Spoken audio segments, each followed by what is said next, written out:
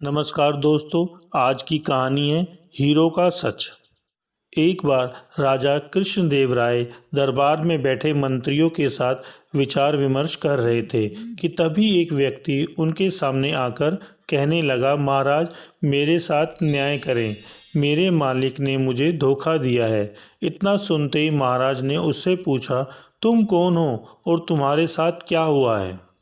अन्नदाता, मेरा नाम नामदेव है। कल मैं अपने मालिक के साथ किसी काम से एक गांव में जा रहा था। गर्मी की वजह से चलते चलते हम थक गए और पास के स्थित एक मंदिर की छाया में बैठ गए।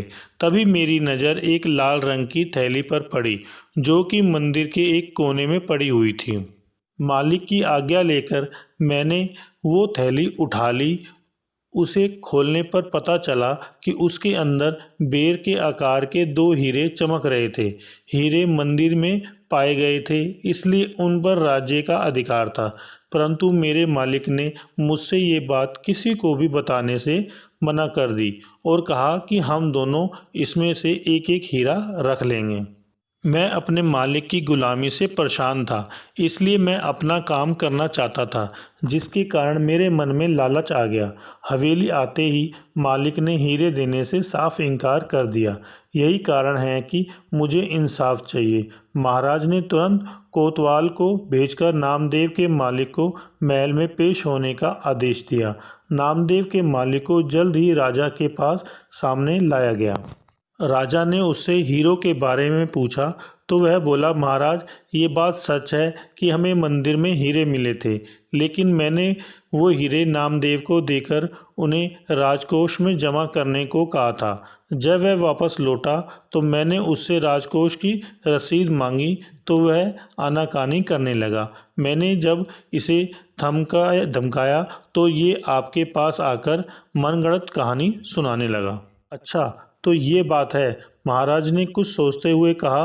क्या तुम्हारे पास इस बात का कोई सबूत है कि तुम सच बोल रहे हो? अन्नदाता, अगर आपको मेरी बात पर यकीन नहीं तो आप मेरे दूसरे तीनों नौकरों से पूछ सकते हो, वो उस वक्त वहीं थे।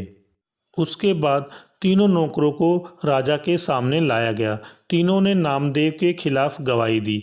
महाराज तीनों नौकरों और मालिक को वहीं बिठाकर अपने विश्राम कक्ष में चले गए और सेनापति तेनालीराम महामंत्री को भी इस विषय में बात करने के लिए वहां बुलवा लिया।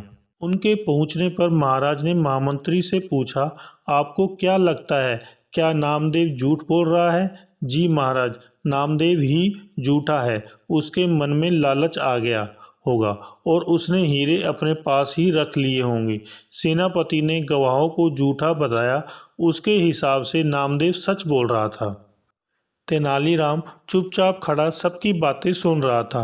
तब महाराज ने उसकी ओर देखते हुए उसकी राय मांगी। तेनालीराम बोला, महाराज कौन झूठा है और कौन सच्चा, इस बात का अभी पता लग जाएगा, परंतु आप लोगों को कुछ समय के लिए पर्दे के पीछे छुपना होगा।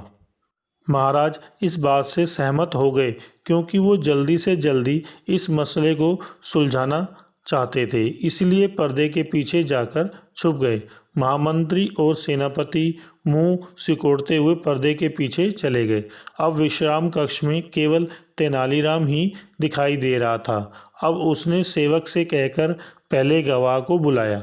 गवाह के आने पर तेनालीराम ने पूछा, क्या तुम्हारे मालिक ने तुम्हारे सामने नामदेव को हीरे दिए थे? जी हाँ। फिर तो तुम्हें हीरे के रंग और आकार के बारे में भी पता होगा। तेनालीराम ने एक कागज और कलम गवाह के सामने करते हुए उससे कहा, लो मुझे इस पर हीरे का चित्र बनाकर दिखाओ। इतना सुनते ही उसकी सिट्टी पिट्टी गुल हो गई और बोला, मैंने हीरे नहीं देखे क्योंकि वो लाल रंग की थैली में थे। अच्छा, अब चुपचाप वहां जाकर खड़े हो जाओ। अब दूसरे गवाह को बुलाकर उससे भी यही प्रश्न पूछा गया। उसने हीरो के रंग के बारे में बताकर कागज पर दो गोल गोल आकृतियां बनाकर अपनी बात साबित की। फिर उसे भी पहले गवाह के पास खड़ा कर दिया गया और तीसरे गवाह को बुलाया गया। उसने बताया कि हीरे भोजपत्र की थैली में थे, इस वजह से वह उन्हें देख नहीं पाया। इतना सुनते ही महाराज पर्दे के पीछे से सामने आ गए। महाराज को देखते ही तीनों घबरा गए और समझ गए कि अब सच बोलने में ही उनकी भलाई है।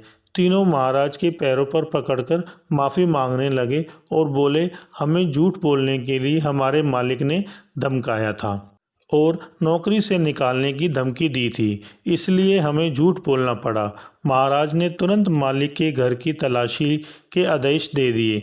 तलाशी लेने पर दोनों हीरे बरामद कर लिए गए। सजा के तौर पर मालिक को 10,000 स्वर्ण मुद्राएं नामदेव को देनी पड़ी और 20,000 स्वर्ण मुद्राएं जुर्माने के तौर पर भरनी पड़ी, जबकि बरामद हुए दोनों हीरे राजकोष में जमा कर दिए गए। इस प्रकार तेनालीराम की मदद से महाराज ने नामदेव के हक में फैसला सुनाया।